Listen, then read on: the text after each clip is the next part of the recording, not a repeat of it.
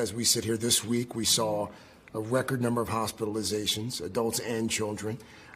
We've seen the infection record broken. I think a lot of people are scratching their heads and they're wondering, 1 year into this administration, why aren't we doing better in the fight against COVID?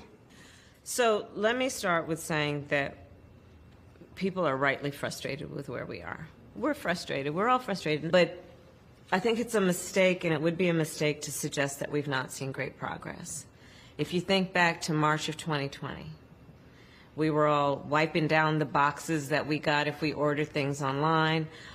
There was no vaccine. Now we have a vaccine, which has proved to be effective, and boosters. Now we have our children back in school. 95% of schools are back open. But we're building back up, we're opening back up, and we are not where we were a year ago. Let's talk about masks for a second. It's been several weeks now since public health experts have acknowledged that cloth masks, surgical masks, they're not as effective in terms of stopping this new variant, Omicron. Should Americans be wearing KN95 masks or N95 masks? Well, the CDC is going to be providing us with those guidelines. But what's taking so long? Well, the CDC is making their decisions. I don't make the CDC's decisions. But what I will say is what has been clear about the masks is you want to wear a tight-fitting mask. That is clear. And we want to urge everybody to do that.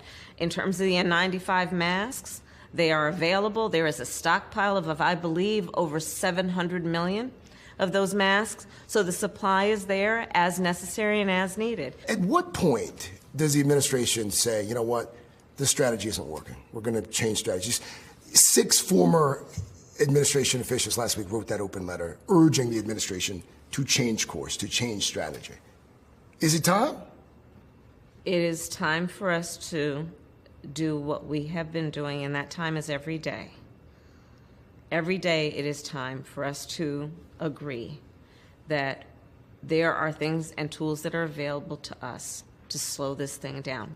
And so right now we know we still have a number of people that is in the millions of Americans who have not been vaccinated and could be vaccinated, and we are urging them to get vaccinated because it will save their life. At what point does the administration acknowledge these people aren't going to get the shot? They're just not going to do it. I don't believe in giving up on people, Craig. I really don't. The 500 million tests that have been ordered that are going to be sent to every American, do we know when those are going out? Shortly. Though they're going to go out shortly. They've been ordered. They've been ordered. I have to look at the current information. I think it's going to be by next week. But soon. Absolutely soon. And it is a matter of urgency for us. Should we have done that sooner? We are doing it. But should we have done it sooner? We are doing it. Let's turn to voting rights here for a moment. You were there in Atlanta with the president when he compared those who oppose Democratic-backed voting bills that are currently in the Senate. He compared the folks who oppose those to folks who oppose civil rights. Senator Romney, in response yesterday, he took to the floor of the Senate and he said, quote, "So much for unifying the country." When the president was on the campaign trail in the fall of 2020, he said something. He said, "With Trump out of the way, the vindictiveness of a president going after Republicans who don't do exactly what he says gets taken away." Isn't that exactly what President Biden did in Atlanta on Wednesday? President Biden took the, I believe, right and courageous step to say that Senate rules should not get in the way of protecting the American people's access to the ballot. And he compared this time to a previous time in our history, which is apt for comparison. It's not just Republican opposition. It would seem as if this piece of legislation is going to come down to 1 or 2 moderate Democrats. In months and weeks, the administration hasn't been able to convince 1 or 2 senators to come around. How are you going to do that in 2 or 3 days? If I may, I'd like to contextualize this conversation. Sure. Which is, in 2006, in this very town of Washington, D.C., up the street at the United States Capitol, in the United States Senate, 98 of the 100 members of the United States Senate voted in favor of an extension of the Voting Rights Act. It was not a partisan issue. It was an American issue. But, Madam Vice President, how are you going to get it done?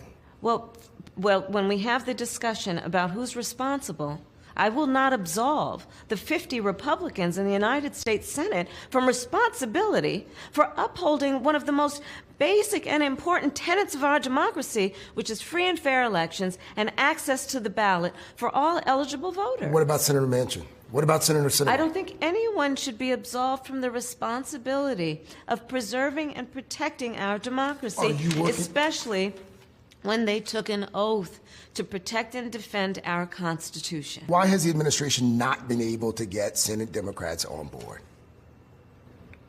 We are not giving up. No, but the question was, why has it taken this long? But you're acting as though it's over. Well, I mean, It's not over. So it's going to happen by Monday? I'm saying it's not over, and we don't give up. We don't give up, and we will not give up. Are we going to see the same Democratic ticket in 2024? I'm sorry, we are thinking about today. I mean, honestly, I know why you're asking the question, because this is part of the punditry and the gossip around places like Washington, D.C. Let me just tell you something. We're focused on the things in front of us. We're focused on what we need to do to address issues like affordable child care, what we need to do to ensure. So there have been no conversations about 2024? The American people sent us here to do a job. And right now there's a lot of work to be done, and that's my focus. It sounds sincerely. Like you're at least familiar with some of the punditry. I don't know if you've heard that there's been some talk about a Biden-Cheney ticket perhaps in 2024. Did you read that article? I did not. No, I did not. And I really could care less about the high-class gossip on these issues.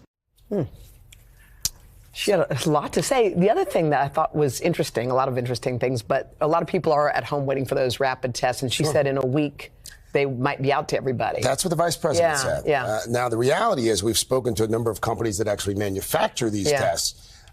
They have led NBC News to believe that would be a lofty goal. Oh, okay. It is going to take some time to manufacture some 500 million tests, especially when you look at the empty store shelves right now. Yeah. You've seen the long lines of folks who are waiting for tests. So it remains to be seen. But apparently the tests are on order.